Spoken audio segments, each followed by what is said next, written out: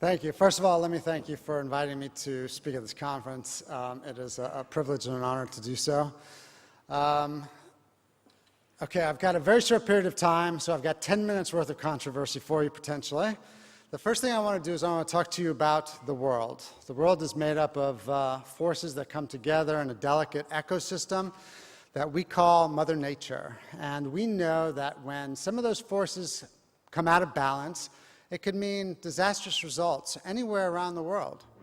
But what I really want to talk to you about is our world, and that is the financial ecosystem. We, too, are comprised of a whole bunch of different forces that come together in a very delicate balance. And if any of those forces get out of balance, we, too, could see some seismic changes and dislocations around the rest of the world. So I want to harken back to a time when our ecosystem was so much simpler, when we had an exchange, who at the center of all things was the center of capital formation, when we had only two types of investors, retail investors and institutional investors. And it was the exchange that allowed companies to raise money, to grow, to expand.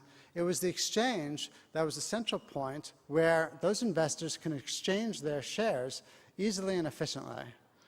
Well, our markets, too, continue to evolve and shift. So today, it's not quite that simple. Today, we've got multiple exchanges. We've got dark pools. We've got high-frequency trading. And you can see that some of these forces have come out of balance in the last few years. Leads to massive Great Recession. Leads to things like the flash crash. Leads to things like the Facebook fiasco. So the result has been a massive loss of confidence in the equity markets for a number of good reasons and a number of really poor reasons. So we've seen probably about $1 trillion that's left the equity markets over the last decade to go into fixed income, and rightly so. So that's been pretty bad for all of us that deal in equities. The good news is that the economies seem to be coming back. We haven't had a natural or a man-made disaster in quite some time, knock wood, and the markets overall have been doing fairly well. By this time, we would normally see an inflow back into the equity markets, which we have not seen yet, which is why Bloomberg calls this the most unloved bull market in history. Well, we've been talking and expecting a great rotation for some time. So what and if and how is the great rotation going to start? Our view is that, yes, there's definitely going to be a great rotation, and it needs a catalyst. And the catalyst is going to be a rise in interest rates. So we know that the yield on bond funds is so low that a small dislocation in interest rates, a small rise in interest rates, leads to massive losses on the fixed income side. We saw just a 1-point increase in treasuries, leading to a 5.5-point drop in PIMCO's funds, the largest bond fund on the globe. So even with the Fed, with Bernanke saying that they're going to think about easing, the quantitative easing, we saw a spike in interest rates. And with that alone, we've seen record outflows from fixed income funds. And this is a massive problem waiting to happen. Just because we've had so much demand, so much money moving into bond funds, interest rates so low, and so much issuance from the corporations, never before has there been this amount of bonds in the marketplace. At the same time that the investment banks have roughly a quarter of the capital to facilitate it. We all understand that fixed income is a facilitated market. What's going to happen? Well, this is potentially a massive disaster waiting to happen. Also a self-fulfilling prophecy and potentially an accelerant to getting that $1 trillion back into equities. So the question that I have is, are you ready for it? So what makes you ready for it, and what are the major impediments to actually being the recipient of such a huge amount of money? And that $1 trillion has left the markets basically in proportion to where it has traditionally been invested. That's the Western markets. But as you all know, since the Great Recession, There are economies that are growing much faster than the West. There are opportunities all over the world, and there are way fewer companies today that are public in the West than there were even 10 years ago. So every country and every company is in competition for that $1 trillion. In fact, there are 45,000 public companies around the world. And there's going to be regulatory arbitrage all over the world because it is incumbent upon the countries and the regulators to understand their role in attracting that capital.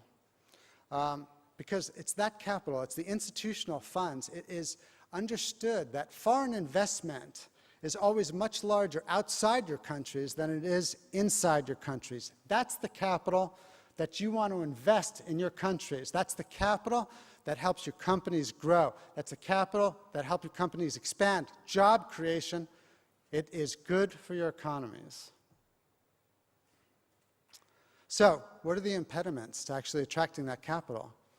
And, other than the economic issues, but even, in those economies where the economies are not performing particularly well, there are always different types of investors. So you can always attract the value investors or the growth investors. There's always opportunity within your country. So what are the major impediments to attracting that $1 trillion?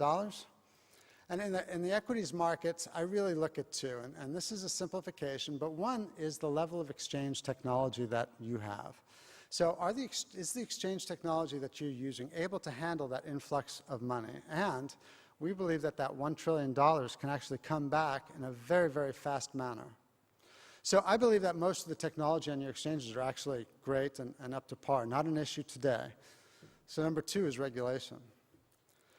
So it is incumbent upon the regulators to not do anything that will impede or constrain the amount of capital that could come into your countries.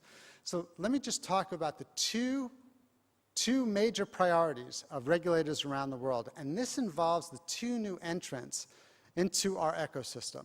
One is high-frequency trading, and two is dark pools.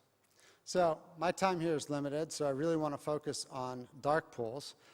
If you've ever heard anything I said about HFT, it should be no surprise that you should deal with that separately. But let's talk about what is the role of the dark pools. Why were dark pools created originally? And that is because the exchanges historically have been and function and are incredibly important to provide the price discovery mechanism for your countries and for your exchange. But the exchanges have never really been able to provide size discovery. So dark pools were created to do just that. Institutionally managed assets have grown 40 times in the last 30 years. They're now enormous, right? So dark pools were created to provide the anonymity, the size in which they need, the wholesale aspect of investing, and ultimately price improvement. The problem is that over time, the vast majority of dark pools have gotten away from that purpose, such that the vast majority of dark pools are now internalization engines of the investment banks, as you all know, and they do not provide an execution size or price better than what can be found on the exchanges. So we agree wholeheartedly with the regulators and with the exchanges and say, hey, if you do not provide value above and beyond what can be found on the exchanges, you should merge your volume, migrate your volume back to the exchanges. Because the most important thing is to have the integrity of the pricing mechanism. So to have 30 different shadow exchanges not providing value above and beyond what can be found on the exchanges is bad for the market structure. But that does not negate the need that institutional investors have when they want to invest in size in your markets. So you take a look at the average execution sizes on the various exchanges here, and you take a look at Liquidnet, and most of you know Liquidnet is a community of 750 of the largest asset managers around the world, and our average execution size is anywhere from 150 to 250 times that found in the other dark pools or the other exchanges.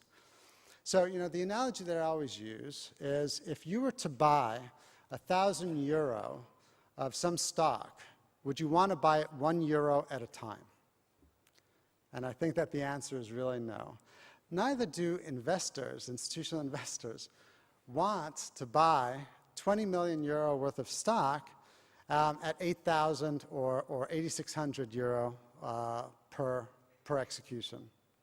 So there is an absolute need to marry price discovery with size discovery. And if you do so, and when you do so, that creates a market structure that is efficient and inviting for both retail investors and institutional investors.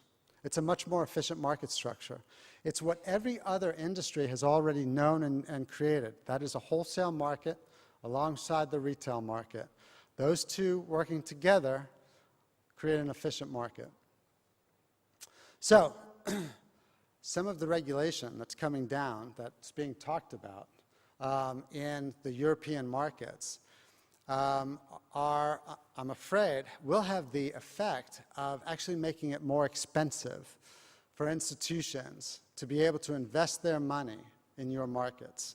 So, in effect, it can actually outlaw getting a better price for both retail and for institutions, which I don't think is the intended result that anyone's going for. Once the volume caps are exceeded, then it forces the institutions to go back and execute on the exchanges from which they actually fled to dark pools. That all results in an added tax on the returns of all the people that invest their pensions and their investments in the mutual funds of these large asset managers. Not a particularly good result. But let's talk about some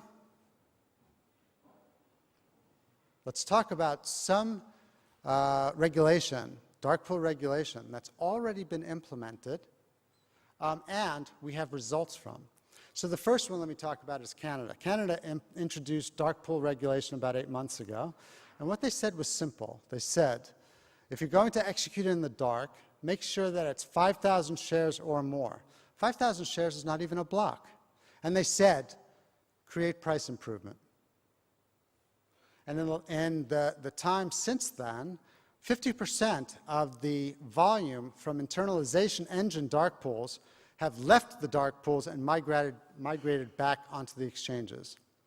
And let's take Australia, that just recently implemented dark pool regulation just a few weeks ago, and they made it even more simple. They said, if you're going to execute in the dark, at least provide price improvement.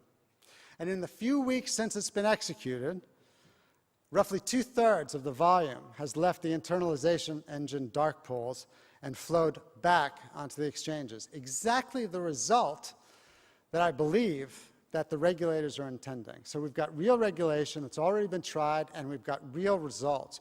But the good thing and the important thing is that they leave the size discovery and the price improvement open and available for institutional investments. They have not done anything to create any kind of impediment to that $1 trillion coming back into their markets.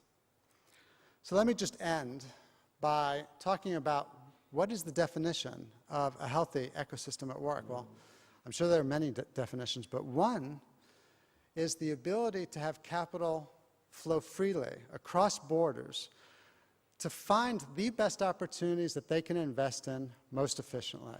And that's ultimately what I think the jobs of the regulators should be.